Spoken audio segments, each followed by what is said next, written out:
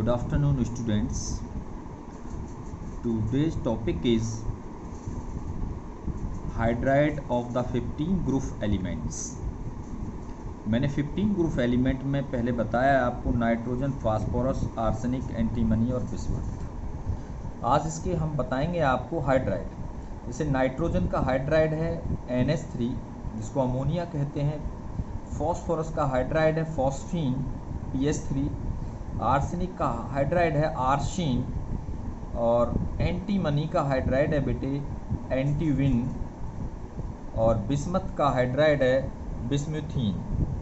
तो यहाँ पे आप देखें NH3 PH3 ASH3 SbH3 BiH3। अब इन हाइड्राइड की कुछ प्रॉपर्टीज़ हैं बेटे। अब देखिए ये हाइड्राइड आप ये देख रहे हैं यहाँ से कि इनका ऊपर से जैसे ही हम टॉप से और मूव करते हैं बॉटम की तरफ तो इनका जो साइज़ है इंक्रीज़ होता चला जाता है। अब जब साइज़ इंक्रीज़ होगा तो इसमें नाइट्रोजन और हाइड्रोजन और फास्फोरस और हाइड्रोजन और आर्सेनिक और हाइड्रोजन, एंटीमनी और हाइड्रोजन और बिस्मथ और हाइड्रोजन की जो बीच की बॉन्ड लेंथ है वो ऊपर से नीचे की तरफ क्या होती जाएगी, बढ़ती जाएगी, इंक्रीज़ होती जाएगी, जिससे इसकी बॉन्ड डिसोसिएशन एंथैल्पी भी डिक्रीज होती जाएगी। थोड़ा सा मैं समझा देता हूँ आपको। अब मैंने यहाँ पे बेटे नाइट्रोजन लिया, ये देखें नाइट्रोजन का हाइड्राइड में NH बॉन्ड, उसके बाद फॉस्फोरस H बेटे आर्सेनिक की बॉन्ड लेंथ और उसके बाद एंटीमनी की ये बॉन्ड लेंथ देखिए और इसके बाद आप ये देखें बिस्मथ की जो बॉन्ड लेंथ है। तो ऊपर से जैसे साइज़ बढ़ता चला जा रहा है नीचे की तरफ तो ये जो बॉन्ड लेंथ है इनकी ये भी क्या होती जा रही है, इंक्रीज होती जा रही है। जब बॉन्ड लेंथ इंक्रीज होती जा रही है तो इनकी जो बॉन्ड डिसोसिएशन एंथैल्पी है वो डिक्रीज होती जाएगी। यहाँ पर बॉन्ड डिसोसिएशन एंथैल्पी डिक्रीज, ऊपर से नीचे की तरफ बॉन्ड डिसोसिएशन एंथैल्पी डिक्रीज होती चली जाएगी। जब बॉन्ड डिसोसिएशन एंथैल्पी डिक्रीज होती जाएगी तो ये H आयन आसानी से रिलीज कर देगा। जब H आयन आसानी से रिलीज कर देगा, H को आसानी से रिलीज कर देगा तो इसकी जो रिड्यूसिंग पावर भी है ऊपर से नीचे की तरफ बढ़ती चली जाएगी। क्यों बढ़ती जाएगी? क्योंकि ये H आसानी से रिलीज कर देगा, H आसानी से दे देगा। तो यहाँ जो रिड्यूसिंग पावर है वो बिस्मथ की हाइड्राइड की सबसे ज़्यादा है। क्यों ज़्यादा है? क्योंकि ये बॉन्ड लेंथ सबसे ज़्यादा है, इससे आसानी से H आयन को आसानी से रिलीज कर देता है। That is bond dissociation enthalpy सबसे कम है। अब आता है इसमें थर्मल स्टेबिलिटी। आप ये देखें कि थर्मल स्टेबिलिटी का मतलब क्या है कि जैसे हम इनको हीट दे देते हैं तो ये बॉन्ड आसानी से टूट जाता है मुकाबले इसके मुकाबले। तो यहाँ बिस्मथ और हाइड्रोजन की जो बॉन्ड डिसोसिएशन एंथैल्पी है वो सबसे कम है। तो जो थर्मल स्टेबिलिटी है तो इसकी सबसे कम थर्मल स्टेबिलिटी होगी। तो थर्मल स्टेबिलिटी ऊपर से नीचे की तरफ घटती है। तो समझ में आ गया होगा। तो यहाँ लिखा हुआ है बेटे the thermal stability decrease top to bottom because due to the increase the bond length. मैंने अभी बताया है बॉन्ड लेंथ MH। M का मतलब है कोई भी नाइट्रोजन, फॉस्फोरस, आर्सेनिक, एंटीमनी और बिस्मथ हो सकता है। बॉन्ड लेंथ इंक्रीज हो जाती है and also decrease the bond dissociation enthalpy. जैसे जैसे ऊपर से नीचे की तरफ जाते हैं बॉन्ड लेंथ बढ़ती जाती है, बॉन्ड एंथैल्पी कम होती जाती है, जिससे इसकी थर्मल स्टेबिलिटी कम होती चली जाती है बेटे। नेक्स्ट है यहाँ पे बेटे आप ये देखें कि इंक्रीज द रिड्यूसिंग करेक्टर।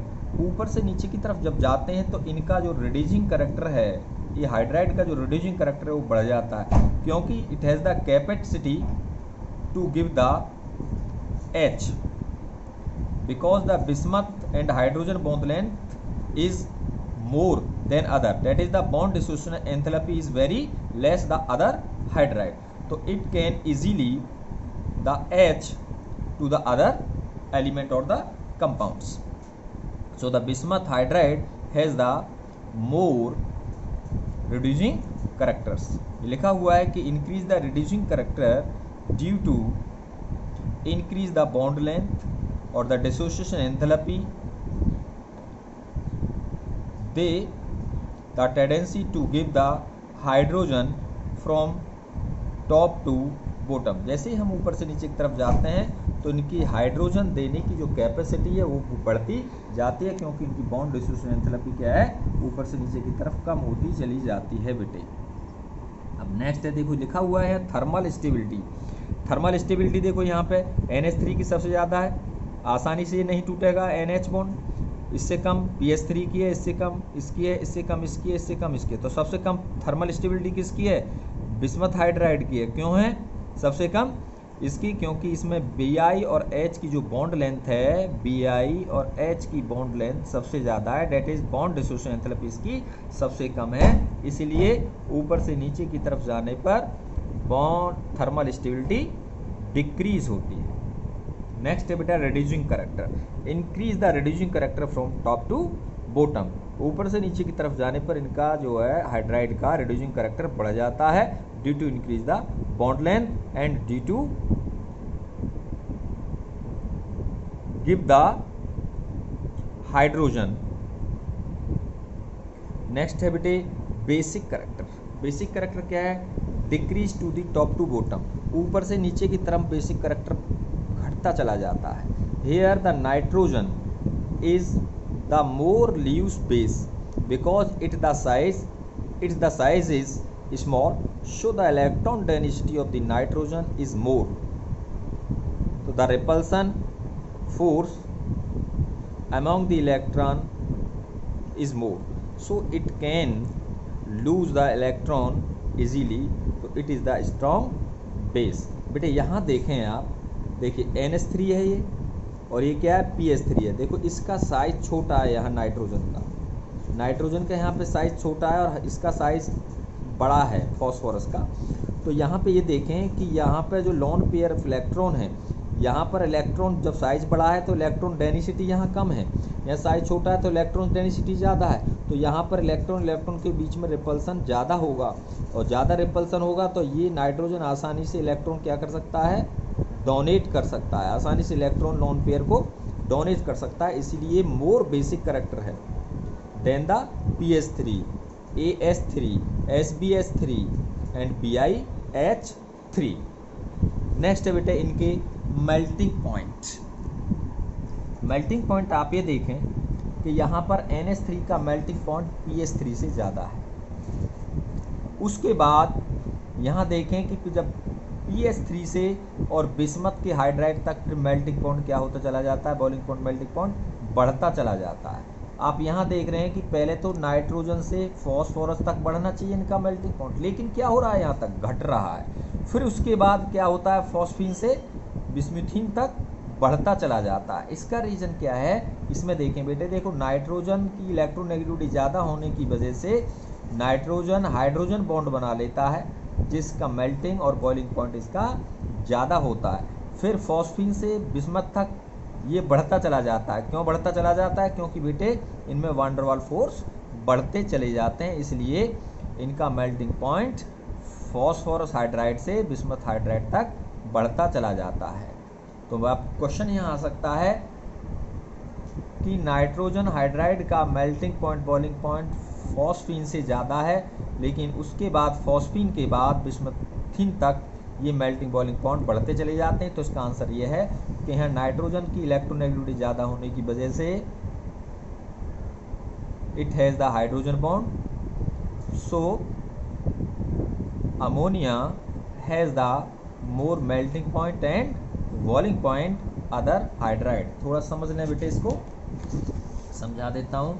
आप यहाँ देखें बेटे, ये नाइट्रोजन है, इसका हाइड्राइड ये है, और ये बेटे फॉस्फोरस है या अदर मान लेते हैं, ये है। अब इसमें क्या है, इसकी इलेक्ट्रोनेगेटिविटी ज़्यादा होने की वजह से बेटे ये क्या बना देता है, हाइड्रोजन बॉन्ड बना लेता है। देखो ये इन्होंने हाइड्रोजन बॉन्ड बना ली, क्योंकि इसमें इलेक्ट्रोनेगेटिविटी नाइट्रोजन की ज़्यादा होने की वजह से क्या बना लेता है, हाइड्रोजन बॉन्ड। और ये आपस में क्या नहीं बनाता है, हाइड्रोजन बॉन्ड नहीं बनाएगा बेटे, ये हाइड्रोजन बॉन्ड नहीं बनाएगा, क्योंकि इसकी इलेक्ट्रोनेगेटिविटी बहुत कम है मुकाबले नाइट्रोजन के। तो इसलिए नाइट्रोजन में जो अमोनिया है, नाइट्रोजन का कंपाउंड, वो हाइड्रोजन बॉन्ड बना लेता है, लेकिन फॉस्फीन में हाइड्रोजन बॉन्ड नहीं होते, इसीलिए ammonia has the more boiling out the melting point than the phosphine. Now अब है बेटे यहाँ पे ऑल हाइड्राइड्स। अब ये देख रहे हैं कि जितने भी हाइड्राइड हैं हैव द sp3 हाइब्रिडाइजेशन। देखिए यहाँ पर NH3 है, इसका जो हाइब्रिडाइजेशन है sp3 है। pH3 का हाइब्रिडाइजेशन भी क्या है, sp3 है। लेकिन इसकी स्ट्रक्चर कैसी है, पिरामिडल स्ट्रक्चर है, इसकी भी पिरामिडल स्ट्रक्चर है। तो जो भी हाइड्राइड हैं 15 ग्रुप एलिमेंट के, उनमें क्या होगा बेटा, sp3 इसका हाइब्रिडाइजेशन होगा और इनकी स्ट्रक्चर पिरामिडल स्ट्रक्चर होगी। नेक्स्ट है बेटे bond angle of the hydride, bond angle of the hydrides. देखो यहाँ NH3, PH3, ASH3, SBH3, BIH3, यहाँ देखें इसके बॉन्ड एंगल क्या है। देखो NH3 का बॉन्ड एंगल क्या है बेटे, यहाँ पे 107.8 डिग्री है, 93.6 डिग्री है,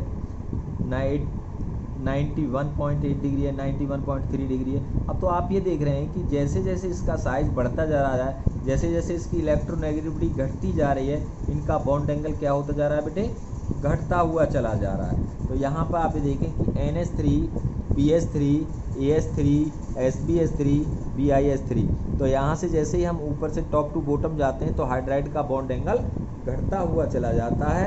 इसका रीज़न क्या है कि nitrogen has the more negativity, NH share pair electron close to the nitrogen atom.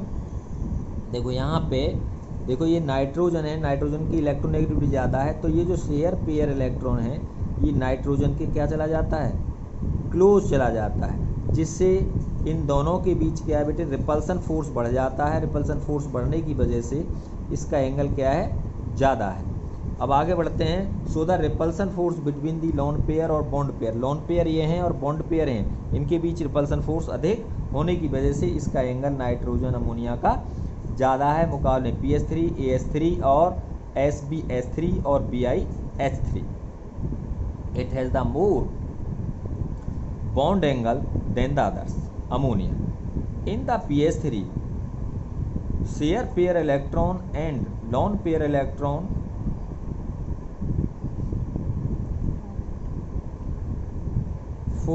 Far away from the P। अब यहाँ देखें कि इसका साइज बड़ा है, बड़ा होने की वजह से इसकी इलेक्ट्रोनेगेटिविटी भी कम है। जब इलेक्ट्रोनेगेटिविटी इसकी कम है तो दो लोन पेयर इलेक्ट्रॉन, तो ये कहाँ चला गया बेटा, दूर चला गया इससे। कहाँ चला गया, इससे दूर चला गया, ये भी इससे दूर चला गया।